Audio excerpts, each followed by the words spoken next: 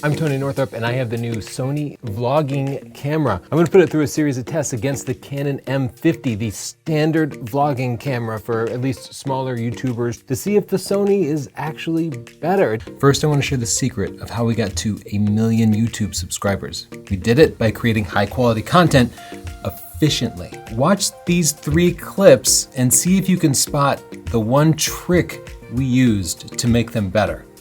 Breaking news, Nikon Rumors has leaked the specifications. Some best practices with these bodies.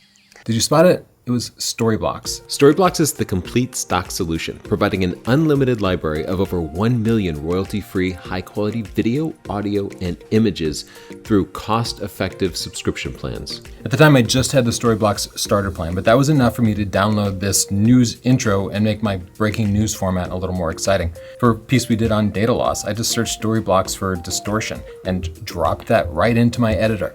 The last piece was really hard to spot, but we filmed in a forest and all you could hear was highway noise.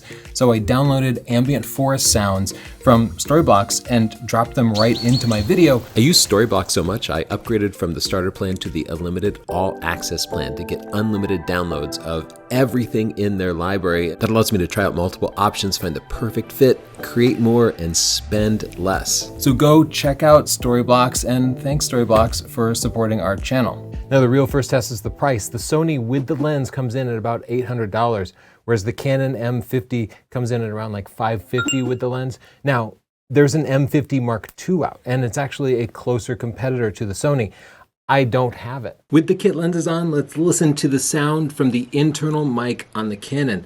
Now I know no self-respecting vlogger would use the internal mic, but you just might with the Sony. Because listen to it now, Sony has integrated a sophisticated in-camera mic that, well, might make your scratch audio a little cleaner if you're doing a multicam shoot, or maybe it's good enough for you to use it instead of an external mic, which would give you a lighter, more compact vlogging setup. Let me add, as we listen to these 2 cameras side by side, that I'm in a studio with acoustic padding on the wall, so that's going to cut down echo. Obviously, in different environments, you're going to be getting worse sound quality, but this is sort of the best case scenario. So let's give the Sony a point for having a better internal mic, but most of us are going to be using some sort of external mic. Let me show you the difference. With the Sony, you can attach a variety of Sony mics that can attach to the camera without any extra cables and without even requiring any batteries. Okay, I'm kind of struggling to even show this to you. So let me switch to the Canon. And you can see the Canon has a much better minimum focusing distance. So for those of you makeup vloggers who might want to be showing small things up close, and if you're planning to use the kit lens, the less expensive Canon actually lets you get a lot closer. So sorry, Sony, that's another point for the Canon. This is the Sony wireless lav set that we use all the time. This part clips into the hot shoe of the camera with no wires, no batteries needed, and this part you clip onto your body. You can see it's actually really small and discreet and very convenient. So the ability to clip shotgun mics or lav mics without requiring separate power, without cables, is a big point for the Sony. Why is it such a big point? Cables are no big deal, right? Well, over years, we found that cables at some point in your career are going to come a little bit loose. They'll wiggle loose, they'll ruin your sound.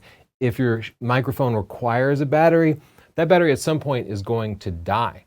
Now, on the Sony, if the battery dies on the mic, you'll be able to see the levels if you happen to be looking at the screen. They'll drop down to 0. On the Canon, you can view the levels, but you cannot view it while you're watching yourself. You have to switch to a different screen, which requires you to reach around and press the disp button on the back of it. This is the Sony screen. You can see while I'm talking, the levels are there, and there's a big red box around the flip screen showing me that I am indeed recording. On the Canon, it's a little bit inferior. There's no levels. Instead, I have to reach around the back and try to find the disp button, and then if I press it multiple times, and now you can see, I can see the levels to check my sound quality. So that's a point for the Sony. You can monitor your sound levels while you're recording.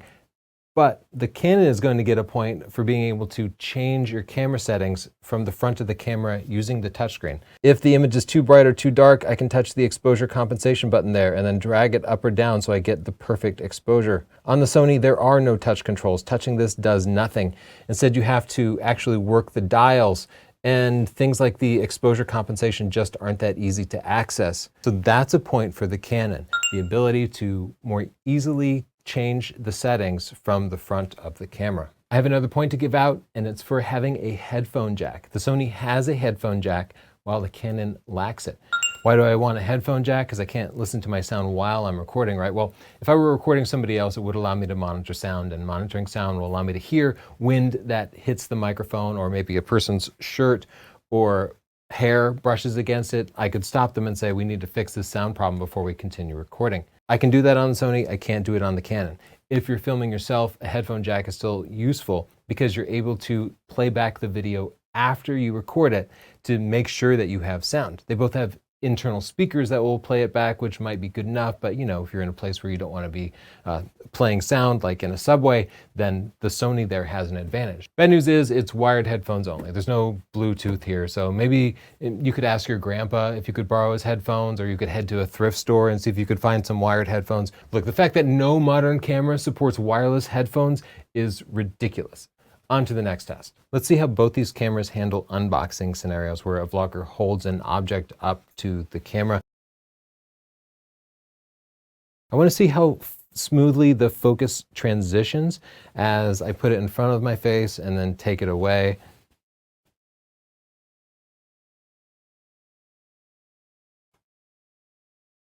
Switching to the Sony, this is the Sigma 16mm f1.4, and we'll use it in just a little bit to check out the shallow depth of field capabilities. Looking closely at that footage, I couldn't see any clear winner. I thought they were both doing a good job, so this one is a tie. Now let's make that test a little bit harder by putting on a third-party lens with shallow depth of field.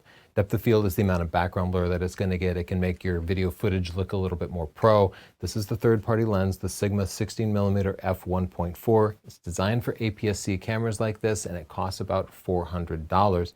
So it's an additional investment, but it can really improve your image quality. So let's swap this out. Here we are with the Sigma lens on the Canon, and it's at f1.4, so that should provide just a little more background blur, a little bit of subject separation. It's one of those things that makes a video feel a little bit more professional. Here's the same angle and lens on the Sony ZV-E10.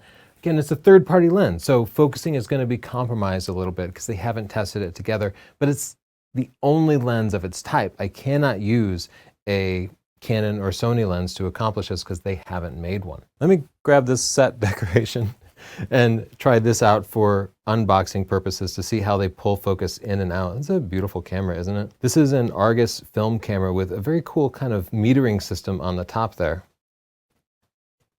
If you love cameras, you might just consider using them as decorations like we kind of do throughout the house. I'll just pick up non-working but attractive cameras. And I don't know, I just like the look of them. I love these mechanical things. These old film cameras have this sort of beautiful dials and buttons that I just really love.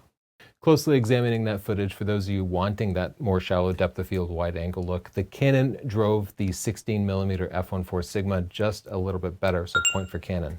Now I'm going to explore a different lens upgrade option, and this is to each camera's super wide angle lens.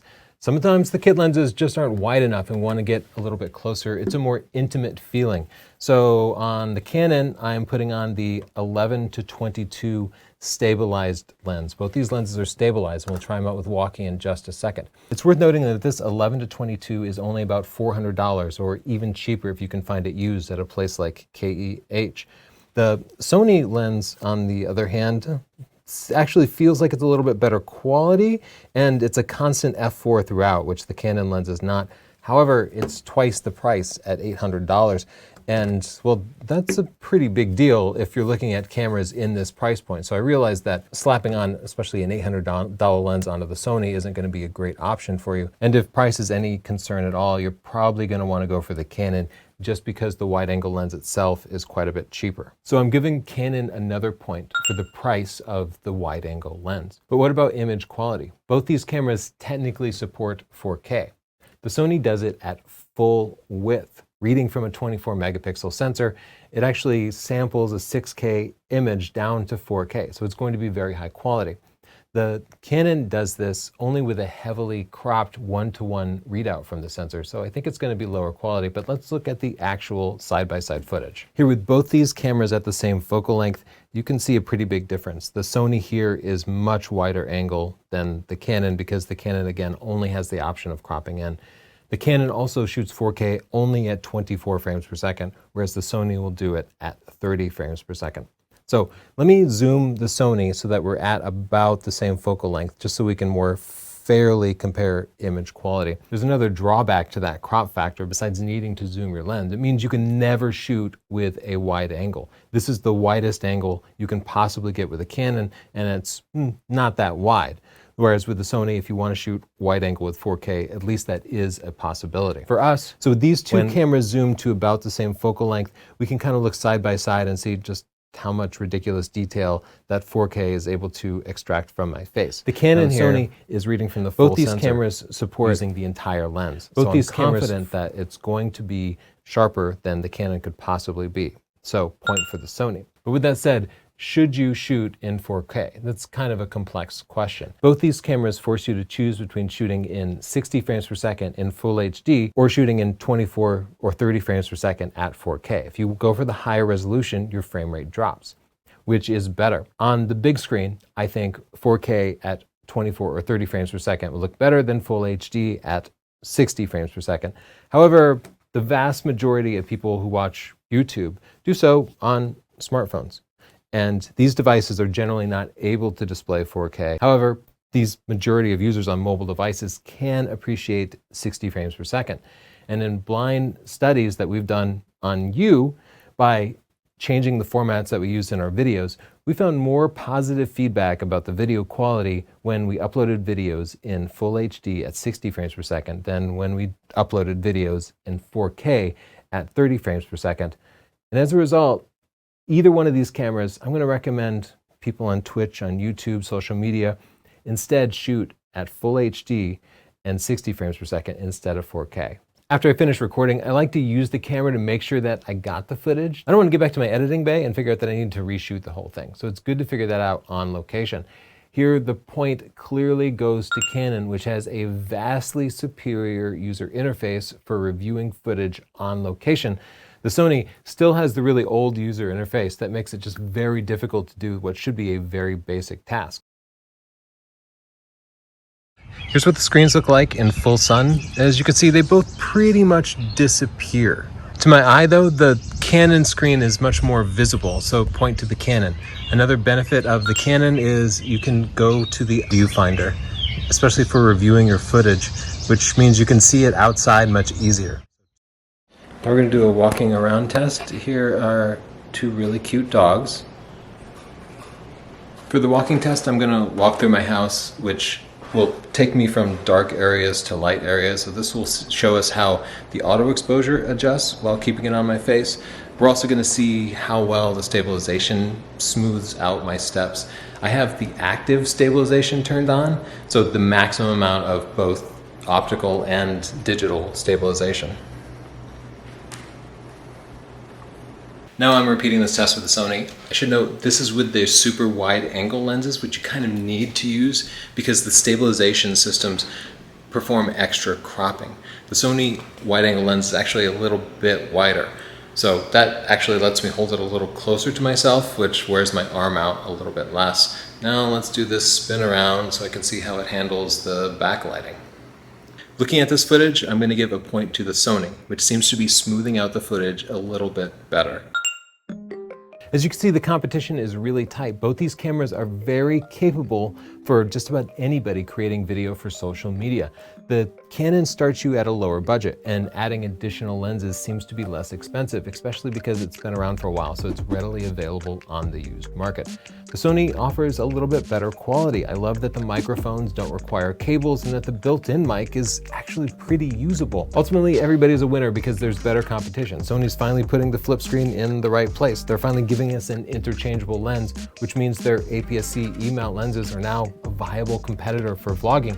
Are they going to displace the old champion, which is Canon and has owned this market for the longest time? Probably not promptly. I don't feel like I need to tell people to upgrade. If you want the convenience of not having cables on the microphone, or you want to be able to shoot 4K 30 frames per second, spending a few extra bucks on the Sony could be worth it to you. It's entirely up to you. Let me know in the comments down below which you think is the better choice, whether it's worth it to you to upgrade or if you're just a brand loyalist. Don't forget to subscribe because we have lots more reviews coming up, as well as tutorials about photography, video, and so many other things. Thanks and bye.